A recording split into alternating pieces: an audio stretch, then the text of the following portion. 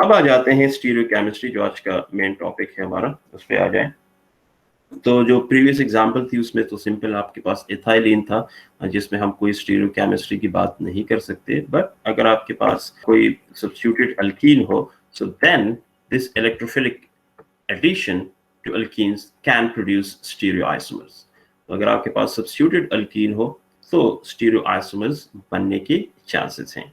अगर स्टीरियोआइसोमर्स बनते हैं तो इसका मतलब है कि ये रिएक्शन जो है ये स्टीरियो सेलेक्टिव होगा या स्टीरियो स्पेसिफिक होगा।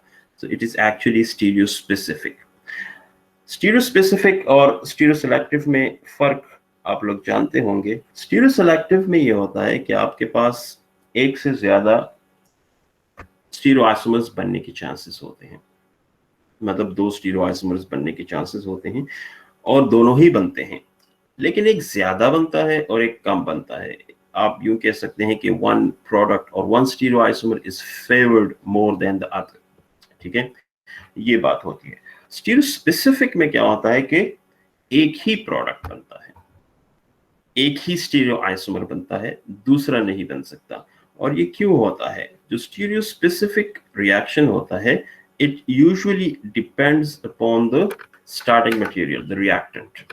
तो ये रिएक्टेंट पे डिपेंड करता है। मतलब कहने का ये है कि आप जो रिएक्टेंट यूज कर रहे हैं वो डिसाइड करेगा कि आपके पास प्रोडक्ट क्या बनेगी। ठीक है, तो अगर आप एक रिएक्टेंट लेंगे तो एक प्रोडक्ट, एक स्टीरियोआइसोमर, दूसरा रिएक्टेंट लें तो दूसरा स्टीरियोआइसोमर।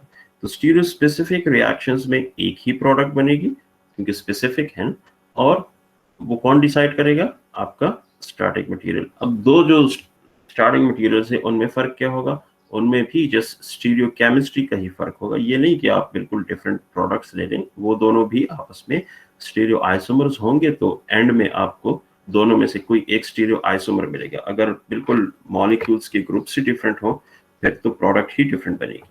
Okay, so this is a stereo-specific addition to the double bond, and let's see how it would happen. So we have a molecule here, and you can see that it's an alkene, and it's a cis alkene. ठीक है, cis और trans का फर्क तो आप लोग जानते होंगे। तो यहाँ पर आप देखें, we have a carbon-carbon double bond, and we have two methyl groups attached to each of the carbon atoms, and they are on the same side of the double bond, and that is what we call cis alkene. ठीक है, इस alkyne को आप यहाँ पर ऐसे consider करें कि ये हॉरिजॉन्टल प्लेन में है, कि ये जो दो कार्बन्स हैं sp2, ये इस स्क्रीन के प्लेन में है, मतलब स्क्रीन में है। दोनों H जो हैं इनको आप पीछे कंसिडर करें, हॉरिजॉन्टल बिल्कुल स्ट्रेट स्क्रीन के पीछे ले जाएं, और जो दो मेथल ग्रुप्स हैं इनको आप कंसिडर करें कि ये स्क्रीन से बाहर आ रहे हैं। स्टीरियो केमिस्ट्री समझने के लिए आपकी इमेजिनेशन पावर जो है वो होना, तेज होना बहुत जरूरी है। अगर आपकी इमेजिनेशन पावर वीक है तो फिर स्टीरियो केमिस्ट्री समझना मुश्किल है। तो अभी इसको एज्यूम करें ऐसे, क्योंकि ये तो ट्राइगोनल प्लेनर है ना, तो ये हाइड्रोजन, ये मेथल और इस कार्बन के साथ जो अटैच है, और ये दूसरा sp2 कार्बन, ये तीनों एक प्लेन में है, ट्राइगोनल प्लेनर जियोमेट्री बनाते हैं। इसी तरह से जो दूसरा sp2 कार्बन है ये भी ट्राइगोनल प्लेनर जियोमेट्री बनाते हैं। तो दोनों हाइड्रोजन्स को आप बैक साइड पे कंसिडर करें और जो मेथल ग्रुप्स हैं इनको फ्रंट साइड पे कंसिडर करें, and consider this whole molecule as lying horizontally. इसको ऐसे कंसिडर करें कि ये हॉरिजॉन्टल पड़ा हुआ है, ऐसे वर्टिकल नहीं है। अब जब इसको आप हॉरिजॉन्टल कंसिडर कर लें और फिर ब्रोमीन के साथ इसका रिएक्शन कराएं, तो ब्रोमीन के पास दो चॉइसेस हैं, क्योंकि ये एक प्लेनर मॉलिक्यूल है। सारे जो हाइड्रोजन्स हैं और मेथल ग्रुप्स हैं और दो sp2 कार्बन्स हैं, ये सारे एक प्लेन में हैं, कुछ ऊपर या नीचे नहीं है, सारे एक प्लेन में है अगर इसको आप हॉरिजॉन्टल कंसिडर करते हैं। ठीक है, तो ब्रोमीन के पास दो चॉइसेस हैं, या तो ऊपर से आए या फिर नीचे से आए। तो इसका हमने यहाँ एरो जो शो किया हुआ है, दैट शोज कि जो ब्रोमोनियम आयन बनेगा वो ऊपर बनेगा, मतलब ऊपर से ब्रोमीन आके अटैच होगा इसके साथ, और एक ब्रोमाइड आयन ये रिलीज कर देगा। वही मैकेनिज्म है जो पहले था।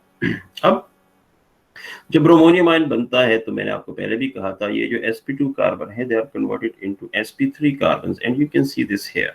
तो ये आपके पास sp3 कार्बन बन गया और ये sp3 कार्बन बन गया। और sp3 कार्बन पे जो जियोमेट्री होती है वो ट्राइगोनल प्लेनर नहीं होती, टेट्राहेड्रल होती है, एंगल्स डिफरेंट होते हैं।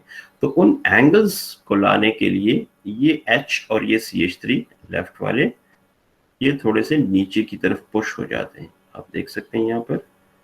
तो they have been pushed by the bromine. Similarly ये H और ये CH3 जो है ये भी थोड़े से नीचे की तरफ पुश हो गए हैं, ठीक है। अगेन ये जो मॉलिक्यूल है या जो ब्रोमोनियम आयन है इसको आप हॉरिजॉन्टल ही कंसिडर करें, H और CH3 को आप हॉरिजॉन्टल कंसिडर करें, ठीक है।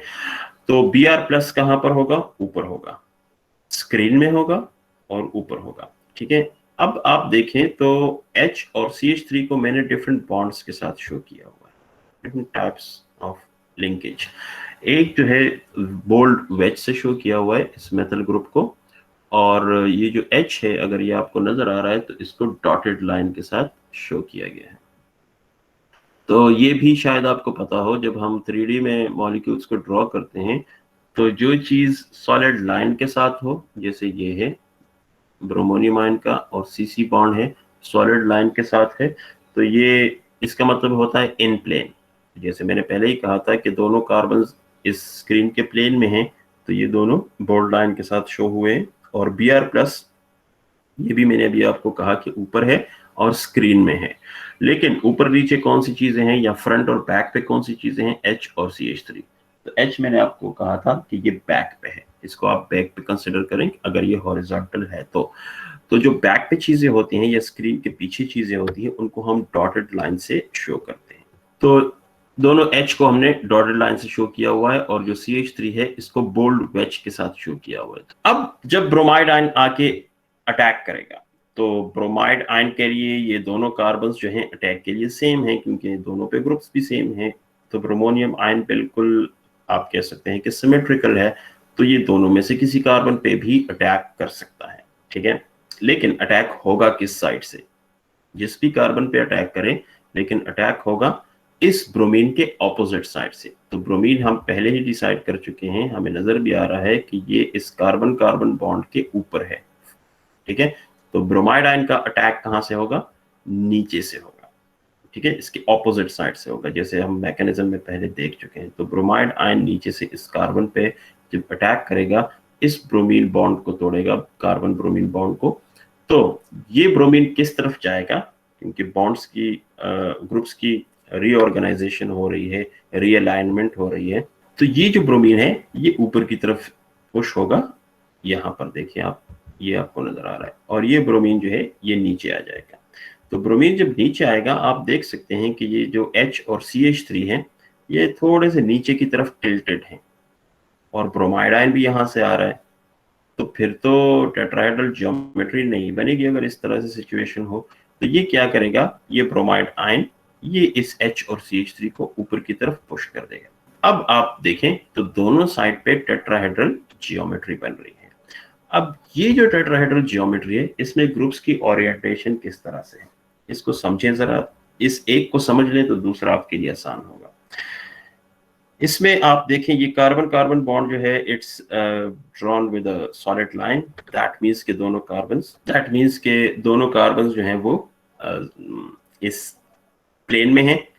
CBr बॉन्ड और ये दूसरा CBr बॉन्ड, ये दोनों भी सॉलिड लाइन से शो हुए हैं, व्हिच मींस के ये दोनों बॉन्ड्स भी इसी प्लेन में है, इसी स्क्रीन के प्लेन में है। तो दो ब्रोमीन और दो कार्बन आपके इस प्लेन के अंदर हैं, इस स्क्रीन के अंदर हैं। अब स्क्रीन के पीछे क्या क्या चीजें हैं और स्क्रीन के आगे क्या क्या चीजें हैं? दोनों हाइड्रोजन जो हैं वो स्क्रीन के पीछे हैं अभी भी, देखें पहले भी थे अभी भी पीछे ही हैं, इनको ऊपर निकल नहीं आए क्योंकि रोटेशन नहीं हुई, ठीक है। तो ये दोनों स्क्रीन के पीछे हैं, लेकिन एक हाइड्रोजन की ओरिएंटेशन थोड़ी सी नीचे की तरफ है और दूसरे हाइड्रोजन की थोड़ी सी ऊपर की तरफ है। दोनों मेथल ग्रुप्स जो हैं बोल्ड वेज से शो किए गए हैं, which means they are above the plane of the screen. तो ये दोनों मेथल ग्रुप स्क्रीन से बाहर हैं, आपकी तरफ हैं, ठीक है।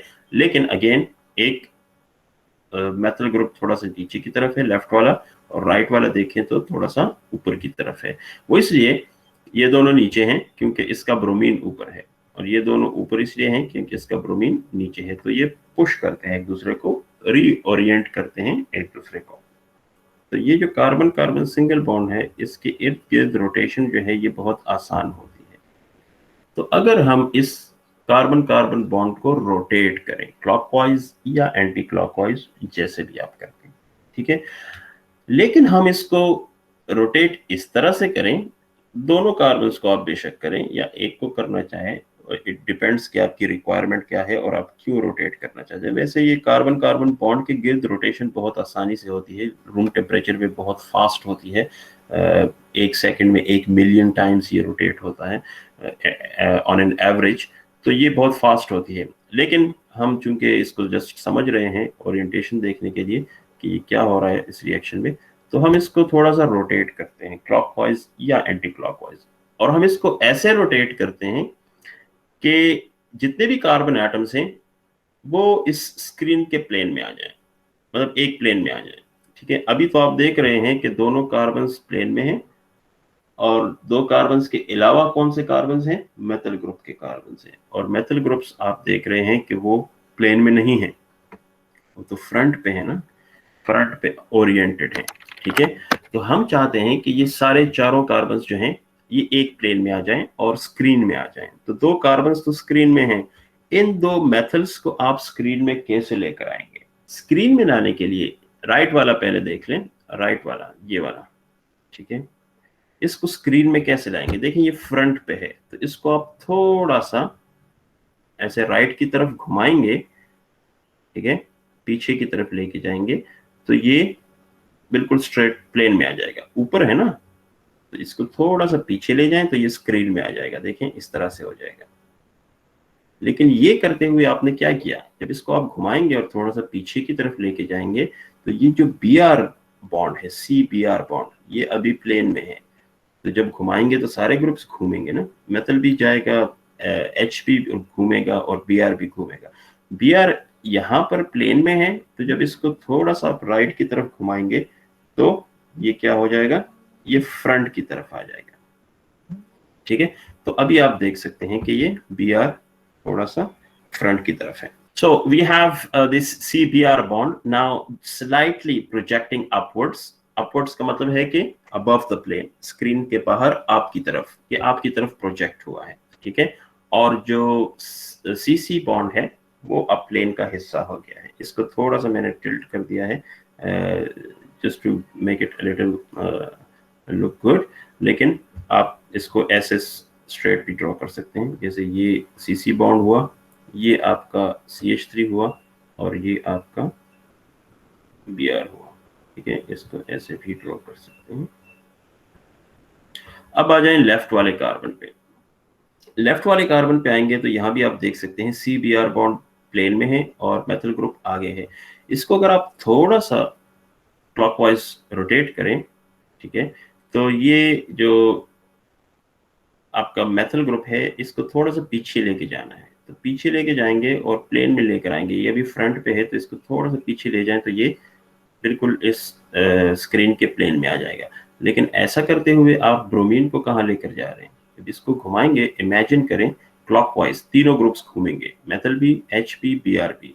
तो जब क्लॉकवाइज घुमाएंगे, ठीक है, और इसको ऐसे लेफ्ट हैंड से आप पकड़ें और घुमाएं, सोचें, तो जो मेथल ग्रुप है that will come in plane, Br थोड़ा सा आगे की तरफ आ जाएगा, ठीक है ना, और H जो है वो थोड़ा सा और पीछे की तरफ, ऊपर की तरफ चला जाएगा। ये नीचे है तो थोड़ा सा ऊपर हो जाएगा, और ये क्या था, ऊपर था, तो ये थोड़ा सा नीचे आएगा, but still behind the plane होगा। तो मेथल ग्रुप को आप स्क्रीन के प्लेन में लेकर आए, और ब्रोमीन कहाँ गया, ऊपर आ गया, फ्रंट पे आ गया। तो इसको जब हम ड्रॉ करेंगे तो ये आपका ऐसे होगा, ये, और ये आपका ब्रोमीन इस तरह से बोल्ड वेज के साथ आप शो करेंगे। तब ये सिचुएशन हो गई है। हमने क्या किया कि जितने भी कार्बन एटम्स थे उनको हम प्लेन में लेकर आ गए। और ये हम क्यों लेकर आते हैं, ये इसलिए ज़रूरी होता है कि जब हम इसकी फिशर प्रोजेक्शन ड्रॉ करेंगे तो अब फिर आप देखेंगे कि इजी होगा आपको स्टीरियो केमिस्ट्री बताना कि अटैक कहाँ से हुआ है और फाइनल प्रोडक्ट कहाँ से बनी है या क्या बनी है। ठीक है, तो ये दोनों रिप्रेजेंटेशंस जो हैं इसकी सेम है, ये वाली रिप्रेजेंटेशन और ये रिप्रेजेंटेशन ये एक जैसी हैं। सिर्फ हमने क्या किया है कि कार्बन कार्बन बॉन्ड को थोड़ा सा रोटेट किया है। अच्छा, जब आप रोटेशन करते हैं एक चीज का जहन में ख्याल रख के ये कॉन्फॉर्मेशंस हैं असल में। तो कॉन्फॉर्मेशन में आप कोई बॉन्ड तोड़ते नहीं हैं, there is no bond breaking और फॉर्मेशन इन्वॉल्व्ड इन कॉन्फॉर्मेशन या conversion of one conformation into another. ठीक है, तो हमने कोई बॉन्ड तोड़ा तो नहीं, अभी आप देख रहे थे हमने जस्ट रोटेशन की है, क्लॉकवाइज या एंटी क्लॉकवाइज रोटेशन करते हैं आप, कोई बॉन्ड ब्रेकिंग नहीं करते। तो ये दोनों एक ही चीजें हैं। अब हम क्या करते हैं कि ये जो हमारा स्टार्टिंग मटेरियल था it is a cis alkene. तो सिस अल्कीन का मतलब है कि दोनों CH3 ग्रुप्स डबल बॉन्ड के एक साइड पे थे। तो जो हमारे पास प्रोडक्ट बना है हम इसको या इसके कार्बन एटम्स को इसी अंदाज में लेकर आते हैं जैसे सिस अल्कीन था। ठीक है, तो यहाँ पर आप देख सकते हैं कि एक CH3 ऊपर की तरफ जा रहा है और दूसरा CH3 नीचे की तरफ आ रहा है। तो एक तरह से ट्रांस ओरिएंटेशन है इन दोनों CH3 ग्रुप्स की। ठीक है ना, तो हम क्या करते हैं कि इनको एक ही साइड पे लेकर आते हैं या सिस ओरिएंटेशन में इनको लाने की कोशिश करते हैं। ठीक है, या कॉन्फॉर्मेशन में लाने की कोशिश करते हैं। तो उसके लिए क्या करेंगे, ये जो स्ट्रक्चर है आपका इसको घुमाएंगे। और अगेन कैसे घुमाएंगे, आपका एक CH3 ये नीचे की तरफ है और एक ऊपर की तरफ है। तो अगेन इस कार्बन कार्बन बॉन्ड के जरिए आप इसको घुमाएं।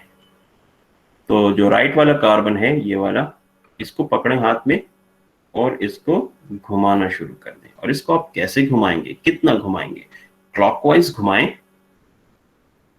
जो राइट वाला कार्बन है ये वाला, इसको क्लॉकवाइज घुमाएं और इतना घुमाएं कि ये जो CH3 ग्रुप है ये वापस प्लेन में आ जाए, अभी भी प्लेन में है, वापस प्लेन में आ जाए लेकिन नीचे की तरफ आ जाए।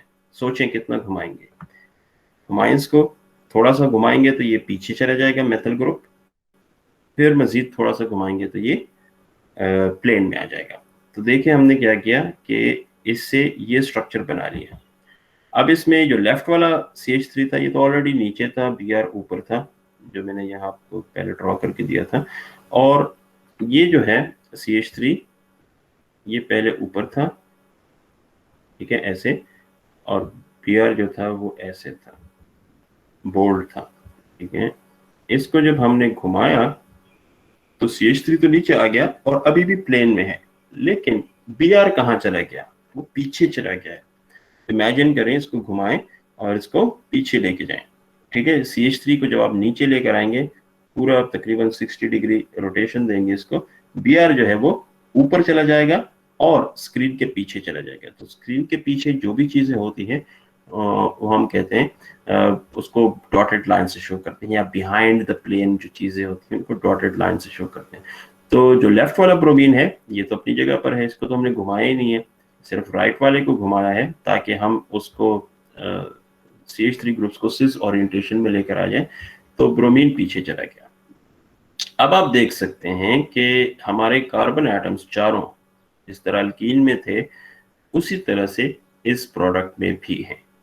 ठीक है, लेकिन इनके ऊपर जो ब्रोमीन्स अटैच हैं उनकी ओरिएंटेशन देखें तो वो ऑपोजिट है, एक फ्रंट की तरफ है और एक बैक की तरफ है, या आप देख सकते हैं कि एक अबव द प्लेन है और एक बिहाइंड द प्लेन है। तो दैट शोज, इससे दो चीजें साबित होती हैं। पहली चीज ये साबित हुई कि ये जो एडिशन है across the double bond, it's a trans addition.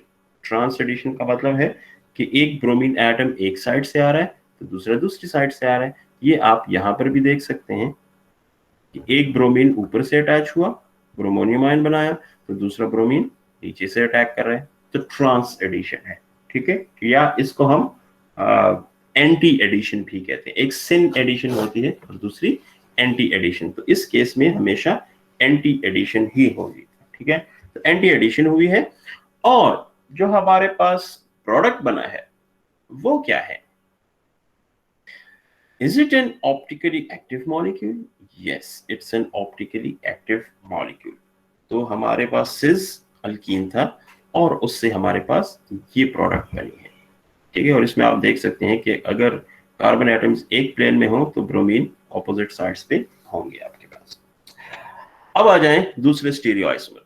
तो अब ये स्टीरियो स्पेसिफिक होने का मतलब क्या था कि हमारे पास अगर सिस अल्कीन है तो ये प्रोडक्ट बनेगी। देखें दूसरी प्रोडक्ट बनने का चांस ही नहीं है, क्योंकि मैकेनिज्म ऐसा चल रहा है कि इसमें दूसरा प्रोडक्ट बन नहीं सकता। लेकिन अगर हमारे पास एक ट्रांस अल्कीन हो, let me clean it up, ठीक है। तो अगर हमारे पास ट्रांस अल्कीन हो तो फिर क्या होगा?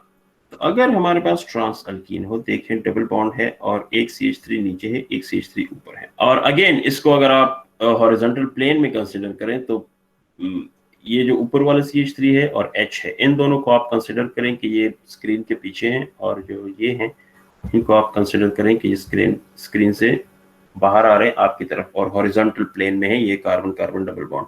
तो ब्रोमीन के पास अगेन दो चॉइसेस हैं, या तो ऊपर से आए या नीचे से आए। तो ये अगर ऊपर से आएगा ब्रोमोनियम आयन ऊपर बनेगा, तो ब्रोमाइड आयन नीचे से अटैक करेगा। ये तकरीबन वही है, लेकिन फर्क क्या है दोनों में कि जो CH3 ग्रुप्स हैं उनकी ओरिएंटेशन ऑपोजिट है।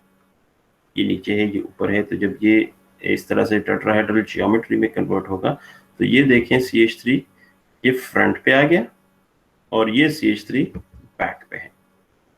इसको आप इमेजिन करें तो आपको समझ भी आ जाएगा। ये शुरू से हम यही कह रहे हैं कि ये जो CH3 है इसको बैक पे कंसिडर करें हॉरिजॉन्टल प्लेन में, और इसको फ्रंट पे कंसिडर करें। तो हमने यहाँ पर इसको बोल्ड और डॉटेड लाइन से शो किया हुआ है। जब हम ब्रोमाइड आयन का अटैक दिखाएंगे तो ये ब्रोमीन निकल जाएगा। इसको गौर से देखें, फिर से फ्लैप्स छतरी के इन्वर्ट होंगे, तो ये नीचे की तरफ है थोड़े से H और CH3। तो ब्रोमाइड आयन जब नीचे से आएगा तो इस H और CH3 को ऊपर की तरफ पुश करेंगे, इसकी ब्रोमाइड आयन पुश करेगा तो ब्रोमीन नीचे अटैच हो जाएगा, यहाँ देख सकते हैं, और H और CH3 ऊपर की तरफ पुश हो गए। तो अब फाइनली आपके पास ये सिचुएशन बन गई। अब अगेन हम इसको थोड़ा सा रोटेट करते हैं, क्योंकि एक CH3 आपका अबव द प्लेन है, एक CH3 बिहाइंड द प्लेन है, और दो कार्बन जो बीच में है वो प्लेन में है। तो हम चाहते हैं कि चारों कार्बन जो हैं वो प्लेन में आ जाएं। तो उसके लिए हम क्या करेंगे कि लेफ्ट वाले कार्बन और राइट वाले कार्बन दोनों को घुमाएंगे। लेकिन इस बार हम कैसे घुमाएंगे? दोनों को क्लॉकवाइज घुमाएं या एंटी क्लॉकवाइज घुमाएं, या एक को क्लॉकवाइज और एक को एंटी क्लॉकवाइज घुमाएं। अब सारे कार्बन्स आपके प्लेन में आ गए और उनकी आपस में रिलेटिव ओरिएंटेशन किस तरह से है? CH3 ग्रुप्स की ट्रांस है। देखिए ये CH3 नीचे है और ये CH3 ऊपर है। हमारा जो स्टार्टिंग मटेरियल था वो भी ट्रांस ही था, एक नीचे था एक ऊपर था, ठीक है। तो जिस तरह हमने इसमें किया था कि हम मेथल ग्रुप्स को उस ओरिएंटेशन में लेकर आए जिसमें ये स्टार्टिंग मटेरियल में थे, तो ये ऑलरेडी यहाँ पर आ गए हैं। तो ट्रांस यहाँ भी थे और ये ट्रांस यहाँ भी है। तो ट्रांस जब ये CH3 एक दूसरे के होंगे तो ब्रोमीन्स की ओरिएंटेशन क्या है? देखें एक बोल्ड वेज के साथ है और एक डॉटेड लाइन के साथ है, ऑपोजिट है, which means or which proves trans addition. This proves trans addition या एंटी एडिशन, ठीक है। तो अगेन इससे भी प्रूफ हुआ कि एंटी एडिशन हो रही है, ब्रोमोनियम आयन बना था, और इससे भी प्रूफ हुआ कि एंटी एडिशन हुई है और ब्रोमोनियम आयन बना था। लेकिन क्या ये वही स्टीरियोआइसोमर है जो पहले बना था? नहीं है। इसमें देखें ऊपर वाले में जो फाइनल हमारे पास जिस तरह से हमने इसको ड्रॉ किया है, तो CH3 ग्रुप्स एक साइड पे थे और ब्रोमीन दूसरी साइड पे थे। तो जब आपने स्टीरियो केमिस्ट्री देखनी हो तो आप इसी तरह से इसको ड्रॉ करें, क्योंकि फिशर प्रोजेक्शन बनाते वक्त ये ओरिएंटेशन आपके काम आएगी। ये अभी मैं आपको बताऊंगा कैसे, ठीक है। तो हम इसको भी घुमा देते हैं ताकि ये उसी ओरिएंटेशन में आ जाए। तो ये आपका कार्बन कार्बन बॉन्ड घूमेगा। ये CH3 तो ऑलरेडी नीचे है, इसको आपने नीचे लेकर आना है। तो इसको जब आप नीचे लेकर आएंगे तो जो ब्रोमीन बैक साइड पे था या बिहाइंड द प्लेन था, ये अबव द प्लेन हो जाएगा, और लेफ्ट वाला तो आपने घुमाना ही नहीं है, वो तो अपनी जगह कायम है। अब आप देखें तो यहां पर सिचुएशन क्या बनी? दोनों ब्रोमीन एक साइड पे हैं, अबव द प्लेन है, सारे कार्बन प्लेन में हैं और दोनों ब्रोमीन अबव द प्लेन है, दोनों हाइड्रोजन बिहाइंड द प्लेन है। हाइड्रोजन मैंने ड्रॉ नहीं किए, but obviously they are behind the plane. और अब आप इसके बिल्कुल सेंटर में से एक प्लेन पास कर सकते हैं, जिसको हम कहते हैं प्लेन ऑफ सिमेट्री। तो अगर आप बिल्कुल सेंटर से प्लेन ऑफ सिमेट्री पास करें तो आपके पास जो दो इसके फ्रैगमेंट्स बनेंगे बिल्कुल इक्वल होंगे, ग्रुप्स सेम होंगे, Br आगे हैं, H पीछे हैं, CH3 लाइन में है या प्लेन में है। तो प्लेन ऑफ सिमेट्री पास करेंगे तो ये मॉलिक्यूल क्या हुआ, मीजो हुआ, ऑप्टिकली इनएक्टिव हुआ। ठीक है ना, इसमें स्टीरियो सेंटर्स तो हैं, दो स्टीरियो सेंटर हैं, ये वाला भी है और ये वाला भी है, लेकिन स्टीरियो सेंटर के होते हुए भी ये मॉलिक्यूल अकायरल है या ऑप्टिकली इनएक्टिव है, क्योंकि ये मीजो है। और ये ऊपर वाला देखें तो इसमें भी दो स्टीरियो सेंटर्स हैं, लेकिन ये मीजो नहीं है। इससे अगर आप प्लेन पास करें तो ये सेम फ्रैगमेंट्स नहीं बनते, एक में ब्रोमीन आगे है और एक में पीछे है, ओवरलैप नहीं होते ये एक दूसरे के साथ। ठीक है, तो ये ऑप्टिकली एक्टिव है। तो एक में ऑप्टिकली एक्टिव प्रोडक्ट बन रही है और दूसरे में मीजो प्रोडक्ट बन रही है, विच इज ऑप्टिकली इनएक्टिव।